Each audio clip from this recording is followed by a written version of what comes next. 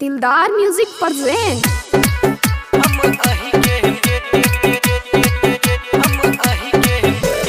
Music by DJ Umesh बाजार। सुनु मैं दुर्गा सुनु मैं भवानी, अहाँ के बेटा के बढ़ल परेशानी, अहाँ के बेटा के बढ़ल परेशानी। सुनु मैं दुर्गा सुनु मैं भवानी, अहाँ के बेटा के बढ़ल परेशानी। मैं अहाँ के द्वार पर पुकार कर छी, हम अही के माही संसार मन छी, हम अही के माही संसार मन छी, हम अही के माही संसार मन छी।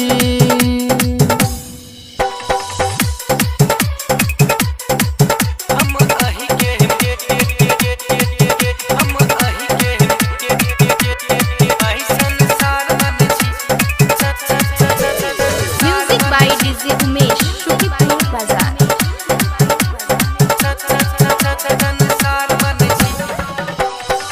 गेल सबके दुआर पमाई, भेटल खाली तिरस्कार माई, भेटल खाली तिरस्कार माई। गेल सबके दुआर पमाई, भेटल खाली तिरस्कार माई। हमरो सब कोई बेकार कहया, हम अही के माही संसार मन छी, हम अही के माही संसार मन छी, हम अही के माही संसार मन छी।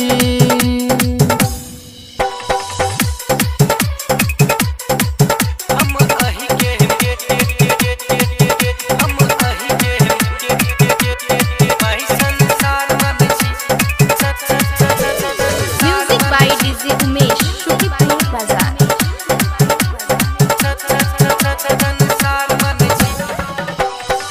अहाँ के महिमा दुनिया जने छे, अहाँ के द्वार पर बेटा कने छे, अहाँ के द्वार पर बेटा कने छे। अहाँ के महिमा दुनिया जने छे, अहाँ के द्वार पर बेटा कने छे। माई हमरो कनी उद्धार करू ना, हम अही के माही संसार मन छी, हम अही के माही संसार मन छी, हम अही के माही संसार मन छी। दिलदार रिकॉर्डिंग स्टूडियो जनकपुर 16। संपर्क नंबर 98 178 34 5 83।